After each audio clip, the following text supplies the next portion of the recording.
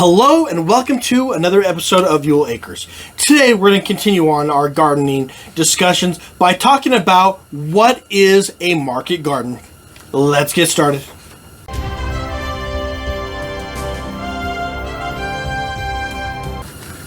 Hello and welcome. So you've heard the term thrown around a lot, market garden, market gardener. What does that mean? Well, typically speaking, a market garden is going to be a small operation that sells agricultural goods, produce, honey, whatever your chosen product is for an income. Typically speaking, this is going to be an operation that is 100 acres or less. More and more frequently, as more people are trying to get into the market gardening and trying to grow with it, it's more commonly going to be 5 acres or less, with the largest market share of that group growing being in the half-acre or quarter-acre lots, as a lot of people are starting to turn their urban residential homes on that quarter, half-acre lot into a small urban farm. So that way they can grow produce as a side income, even gradually growing it to their... Typically speaking, when you're looking at these market gardens or market gardeners, they're typically going to have anywhere between 1 and 10 employees. Meaning you have the individual that owns the home and they're just doing it themselves, maybe their spouse, maybe their kids help to participate. If you're really gaining success and you're really starting to move it, or you have a niche crop that doesn't require as much room to grow things, say microgreens, you can start to gain some employees to do that. But typically speaking, it's going to be a smaller amount. If you're on those areas where you have larger acreage, meaning at 5 to 100 acres, typically they will have a couple employees to help manage things around the property. When you're looking at being a market garden or a market gardener, in order to be successful, you have to sell your products. Shocking, I know.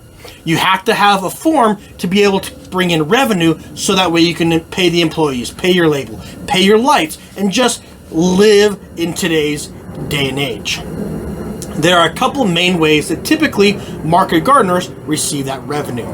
Number one is going to be from a roadside stand. You can simply go to the road, set up a card table, sell your produce off in your front lawn. Sometimes if you're growing a little bit larger, you can make contracts with a local grocery store, you can set up with a gas station, and you can start to sell products off that card table or maybe off of a trailer that you move, set up a small little 10 by 10 pop-up tent, and that could be your roadside stand. The second method that people tend to make revenue or income from is going to be a farmer's market. You're able to grow a little bit more produce, you have more than you can eat yourself, so you go market from the local farmer's market as a great place to set it.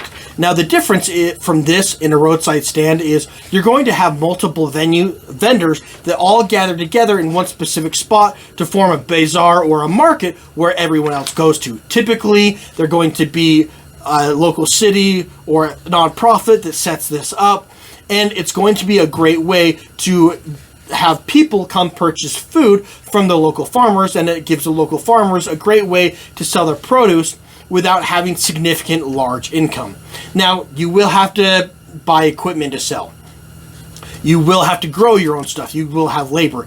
But the entrance fee is only typically $10 to $50. You don't have to have a brick and mortar store. You don't have to have contracts. You don't have to have all this red tape that you typically have to have that makes it really difficult for a small farmer to be able to sell their products. It makes a really great way to get farmers, small local farmers, get their foot in the door to start getting a name for themselves, to start expanding their growth to where eventually they may be able to start having their website, having to sell online, maybe get to the level that they can do CSAs to help grow them when you're first starting out. It is a great avenue, not only for beginners, but also long-time growers. The next method that people will typically do is working with grocery stores or co-ops. You've been growing a little bit more, you've got a little bit more of a reputation, you're able to start selling to established brick and mortar stores because you've got that reputation.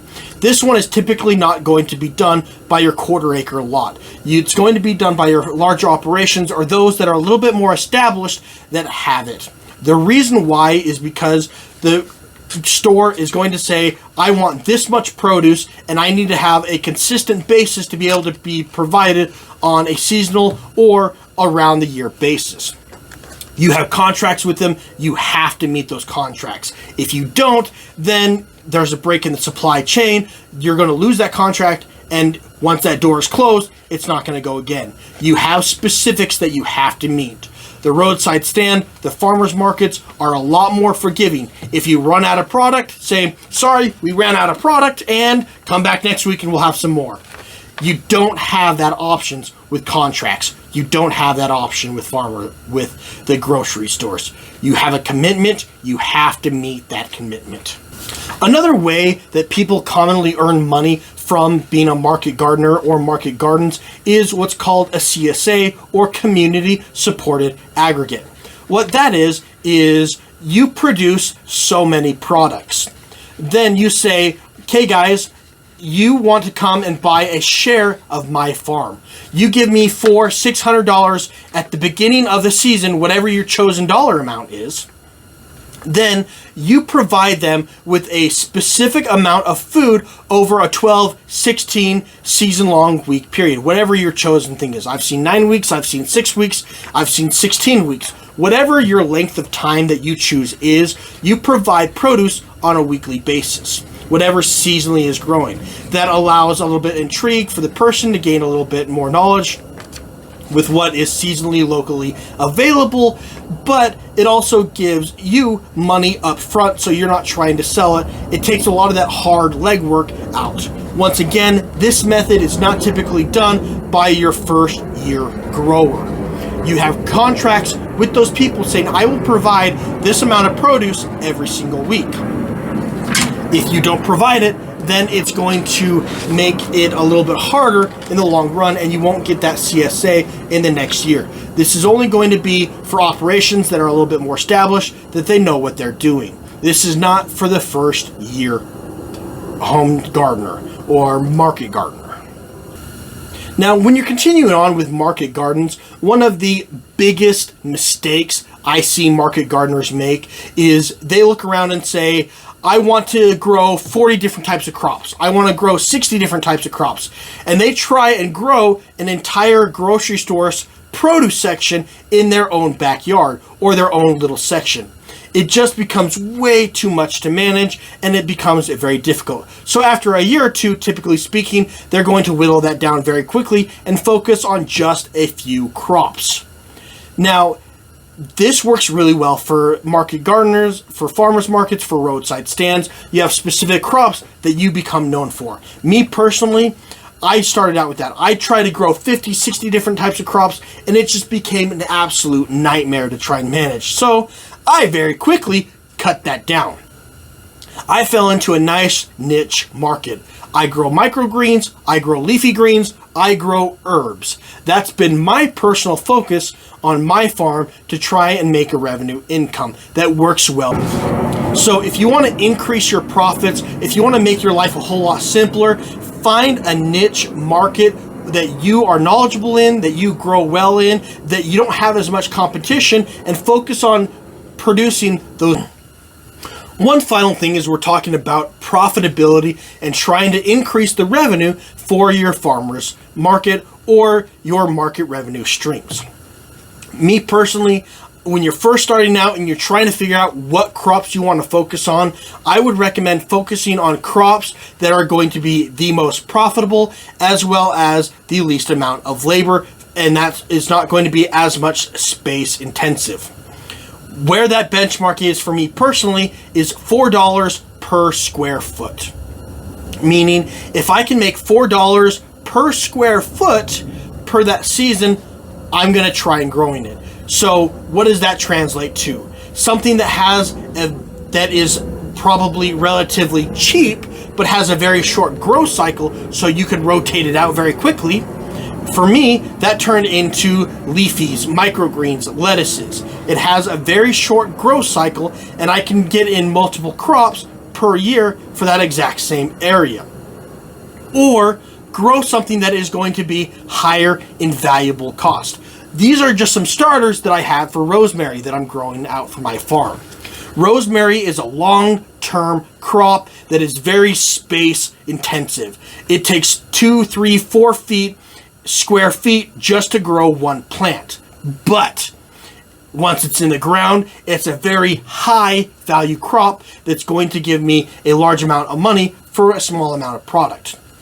Another one is tomatoes. Tomatoes can be 4 or 5 feet tall, 4 or 5 feet wide. They are very space intensive area. However, they are also very high value crop. I can gain $3-4 for a small pint of cherry tomatoes. It's very worth it for me to grow it.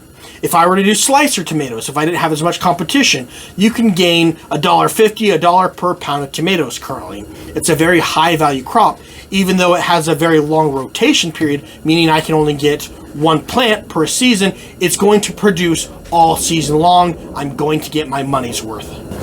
So that's why I suggest when you're starting out with market gardeners, focus on those high value crops. Don't try and grow potatoes in your backyard. Someone can go to the grocery store and buy 10 to 20 pounds worth of potatoes for $3. If you want to grow some of those lower value crops, like your potatoes, your onions, just to have a variety of products to bring people into your farm stand, cool, go for it. But focus on the high value crops that are going to be your money makers. Yes, you may need those cheapo $1 items, your radishes, your onions, your beets, to help fill things out, but you need to have high value crops to make it financially worthwhile. Thank you so much for joining us today as we talk about what a market gardener is and the potential money that you can make from being a market gardener. If you like what we're doing, don't forget to subscribe, click on that bell for notifications. Not only does it help us out with the YouTube algorithm, it helps to notify you for new videos that we have coming out all the time, so that way we can better help to grow and learn from each other. Thank you so much for joining us, and we look forward to seeing you next time.